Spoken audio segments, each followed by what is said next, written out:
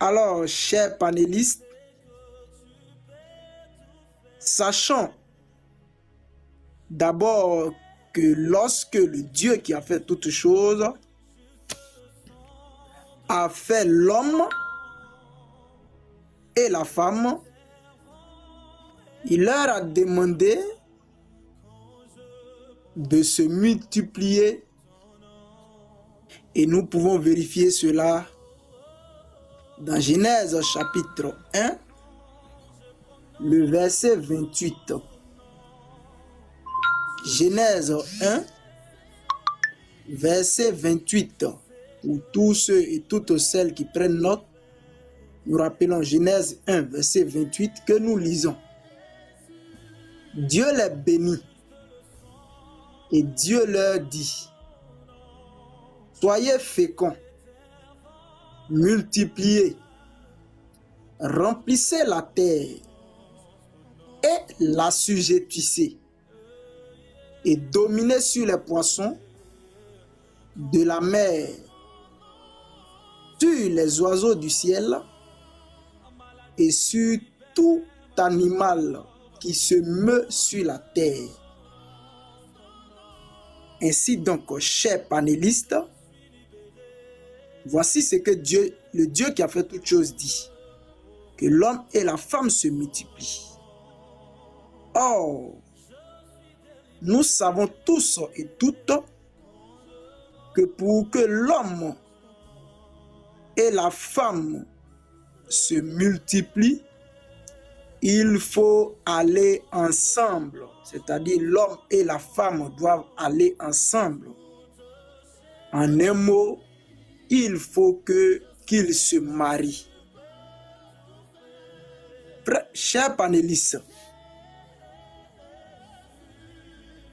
sachons aussi que le Dieu qui a fait toutes choses dit pour éviter que l'homme va de femme en femme, ou encore que la femme va de garçon en garçon, ou encore d'homme à homme, qu'il se marie. Selon que le dit le livre de Genèse, le livre de 1 Corinthiens 2, 1 Corinthiens 7, le verset 2, pour éviter que l'homme court de femme en femme et que la femme parte d'homme en homme, le Dieu qui a fait toutes choses demande à la femme ou encore à l'homme de se marier. En un mot, que chaque homme ait sa femme et que chaque femme ait son mari. C'est ce que dit 1 Corinthiens 7, verset 2 que nous lisons. Toutefois, pour éviter l'impudicité, que chacun ait sa femme et que chaque femme ait son mari.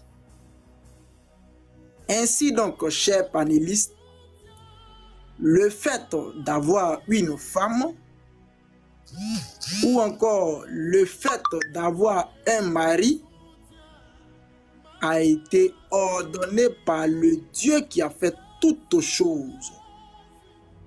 Cela ne vient pas des hommes. Mes chers panélistes, nous remarquons aujourd'hui que certaines femmes ayant en elles le désir, l'envie d'être mariées, décident parce que, ayant les moyens d'aider leur futur mari à payer leur dot. Chers panélistes, c'est ce qui nous amène ce soir à nous poser la question de savoir si cette manière de faire est bonne selon la parole du Dieu qui a fait toutes choses. Ou encore, selon la Bible, est-ce que, selon la Bible, une femme chrétienne peut-elle aider l'homme qui veut la prendre, qui veut la marier, à payer sa dot? Chers panélistes,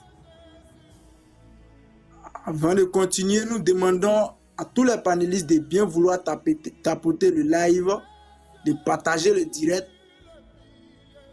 pour que nous ne soyons pas signalés. Nous rappelons la question, selon la Bible, une chrétienne peut-elle aider l'homme qui veut la marier à payer sa dot? Chers panélistes, pour rentrer dans le cœur de notre message, de notre sujet de ce soir, cherchons ensemble à savoir selon la Bible, vu qu'il s'agit ici de la chrétienne, selon la Bible, c'est qui la chrétienne? Pour ce faire, lisons ensemble le livre de 1 Pierre 4, le verset 16. 1 Pierre 4, le verset 16. 1 Pierre 4, le verset 16, nous lisons. Mais si quelqu'un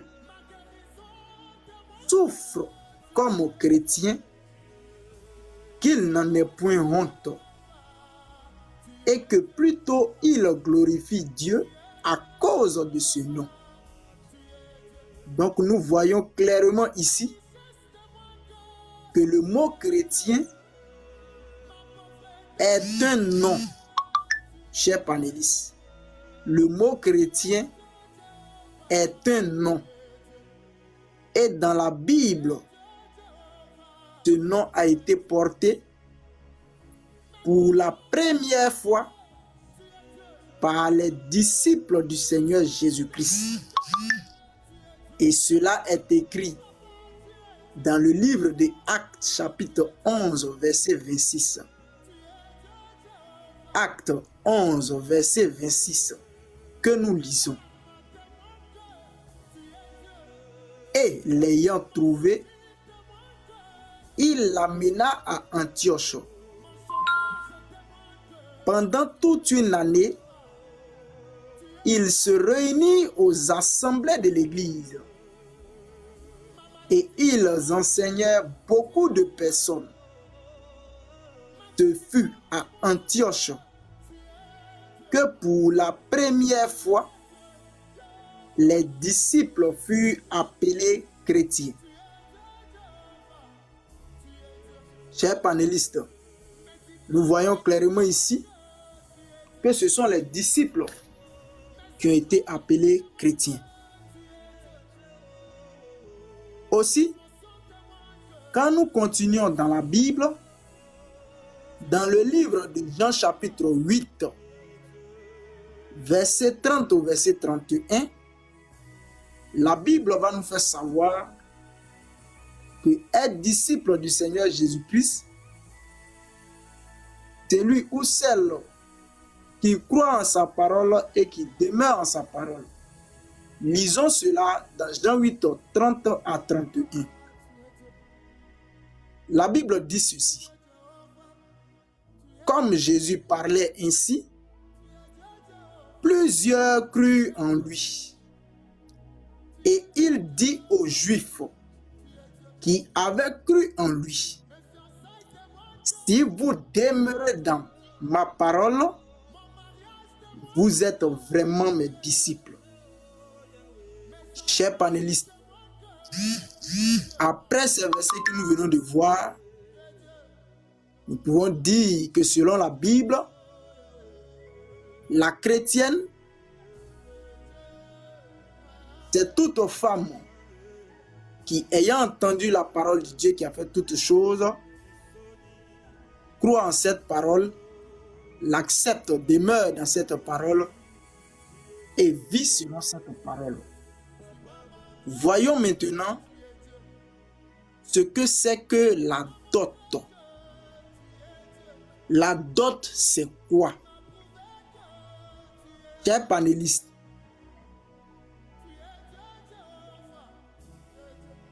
selon la parole de Dieu qui a fait toutes choses, la dot, c'est ce que le papa de la fille demande à celui qui veut marier sa fille de payer avant de la prendre pour femme. La dot, c'est ce que le papa de la fille demande à celui qui veut marier sa fille de payer avant de la prendre pour femme. Chers panélistes, nous pouvons voir comme exemple dans Genèse chapitre 24, le verset 47. Genèse 24, verset 47.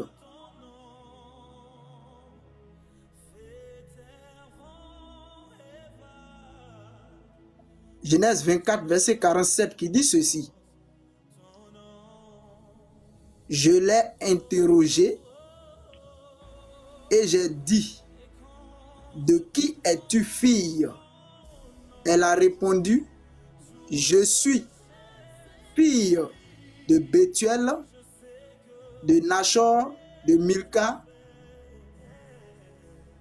J'ai mis l'anneau à son nez et des bracelets à ses mains.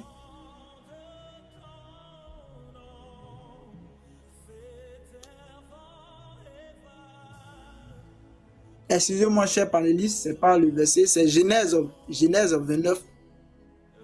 Plutôt, c'est Genèse 29. Genèse 29, le verset 16. Genèse 29, à part du verset 16. Nous lisons. La Bible dit, or Laban avait deux filles. L'aînée s'appelait Léa et la cadette Rachel. Léa avait les yeux délicats, mais Rachel était belle de taille et belle de figure. Jacob aimait Rachel et il dit, je te servirai 7 ans pour Rachel, ta fille cadette. Donc nous voyons ici que Jacob dit qu'il va servir 7 ans pour Rachel, sa fille. Donc ici, les 7 ans là, c'est ça qui est la chose que le papa de la fille, qui est le papa de Rachel, demande à Jacob avant de prendre sa fille Rachel pour femme. C'est ce qu'on appelle ici la dot. Alors, chers panélistes, donc nous avons vu ce que c'est que la dot. Maintenant, dans la Bible nous fait savoir que pour qu'un homme prenne une femme, il faut se préparer d'abord. Pour qu'un homme prenne une femme, il faut que cet homme-là se prépare d'abord. Nous pouvons lire ça dans Genèse 2, le verset 24, qui dit ceci. C'est pourquoi l'homme quittera son père et sa mère et s'attachera à sa femme, et ils deviendront une seule chair. Chers panélistes, donc au travers de ce verset, nous pouvons dire qu'avant qu'un homme ne prend une femme, cet homme-là doit chercher à avoir une maison où il va vivre avec sa future épouse ou encore sa future femme. il doit aussi chercher quelque chose qui va lui donner de quoi à nourrir sa future épouse ou encore sa future femme et aussi les enfants qui vont naître après leur union.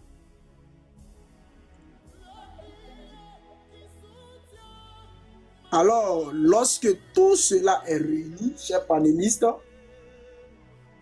alors l'homme peut aller voir les hommes qui s'occupent des mariages dans l'église.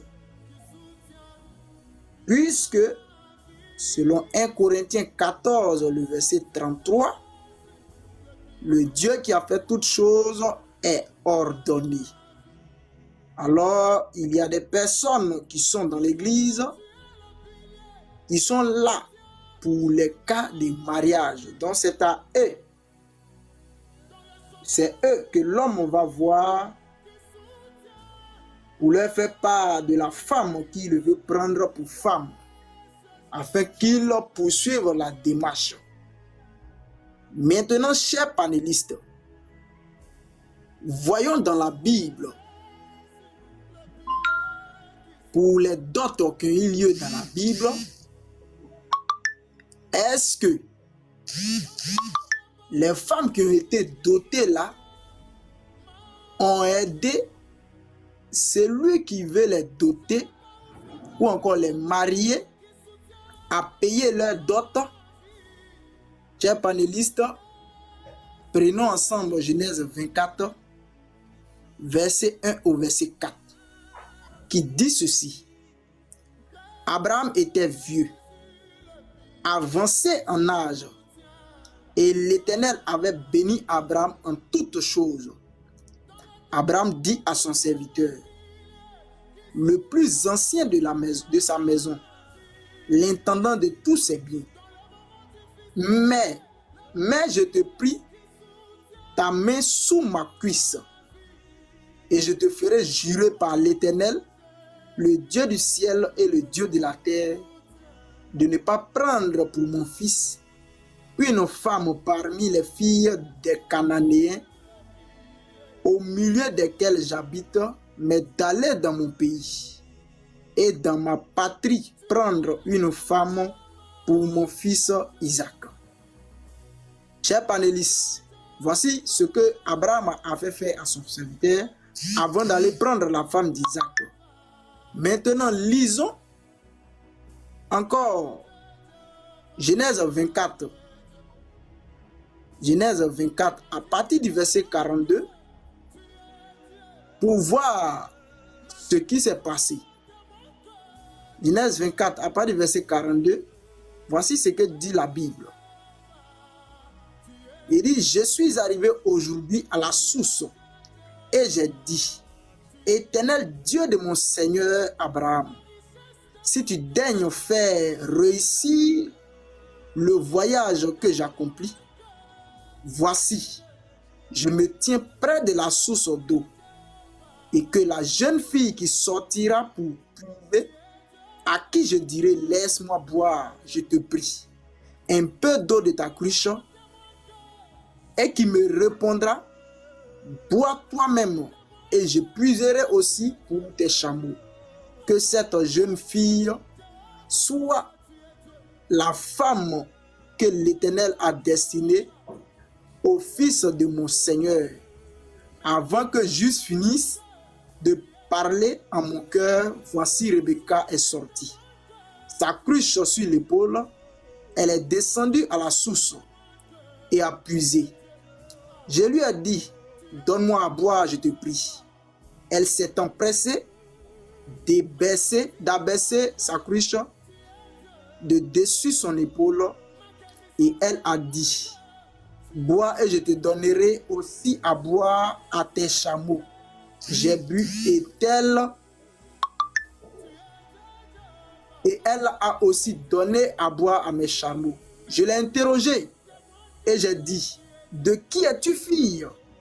Elle a répondu, je suis fille de Bethuel, fille de Nachor et de Milka.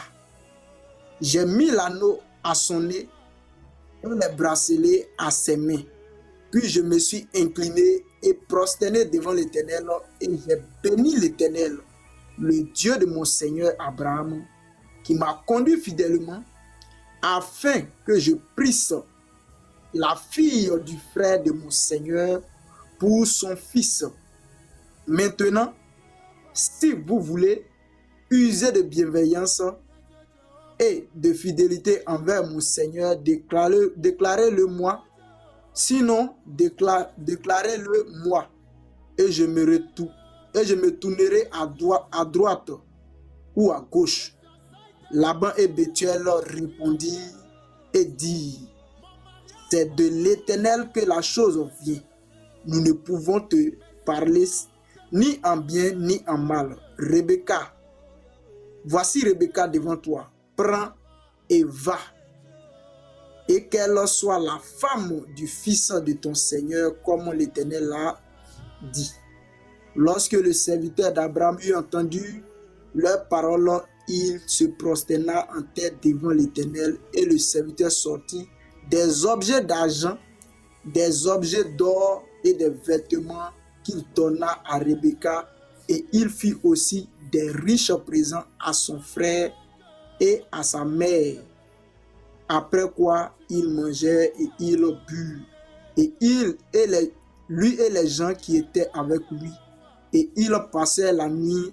Le matin, quand il fut levé, le serviteur dit: laissez-moi retourner vers mon Seigneur.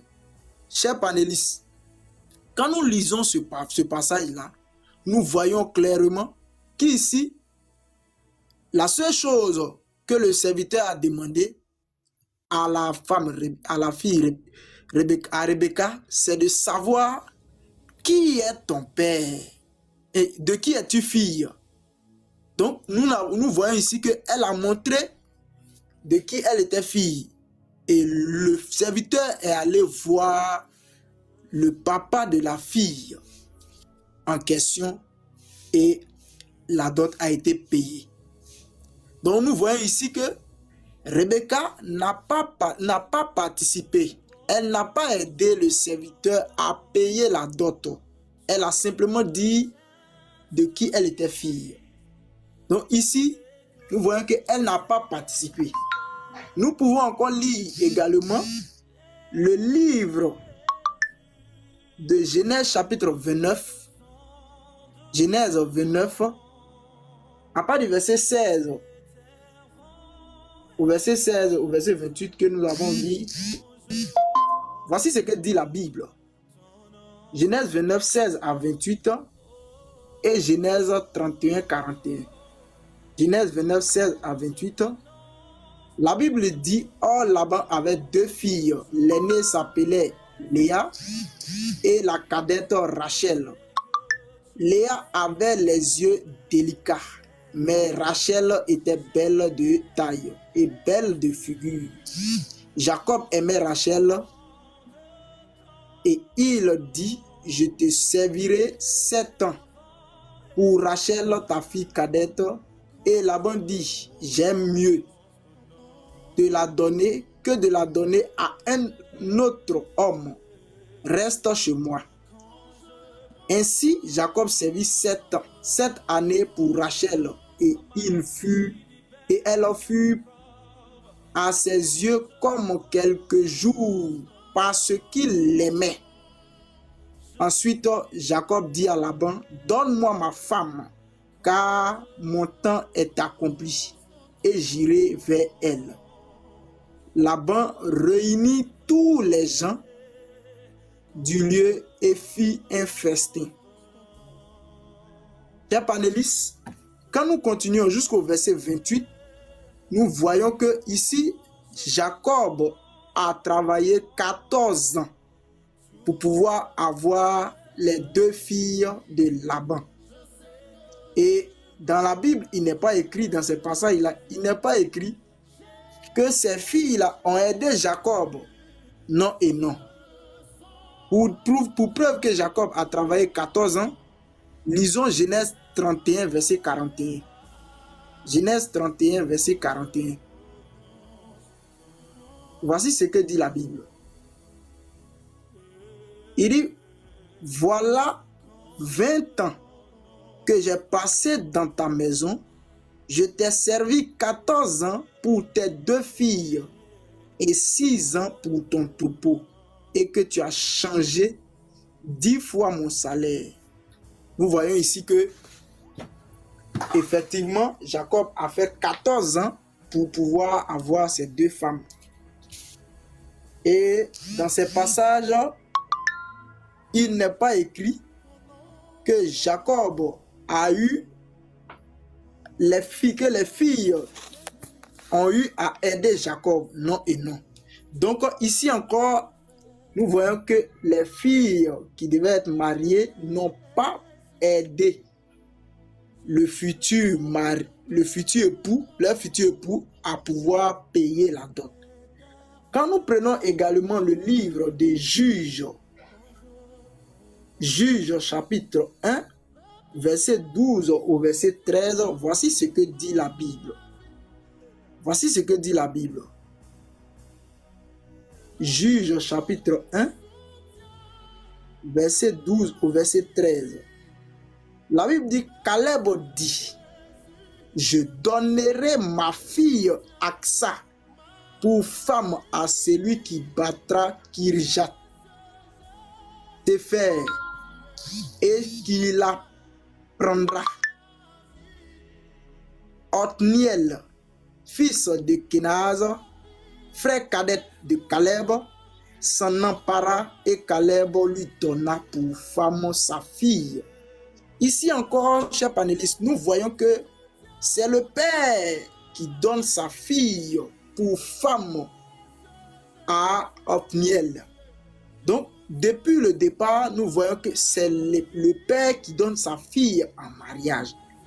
C'est le père qui donne sa fille pour femme après qu'il ait reçu ce qu'il demande comme dot.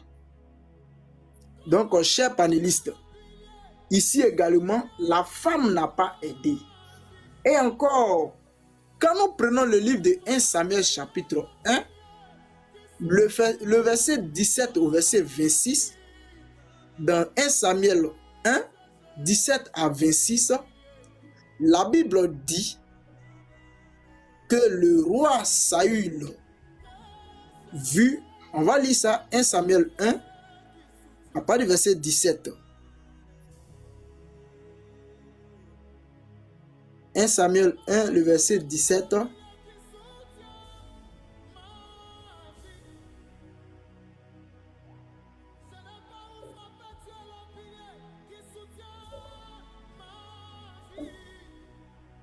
Pardonnez, ce n'est pas un Samuel, c'est un roi, pardonnez.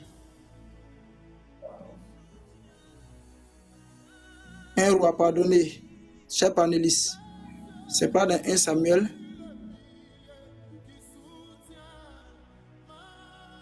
Nous prenons le verset rapidement. 1 roi 1, verset 17.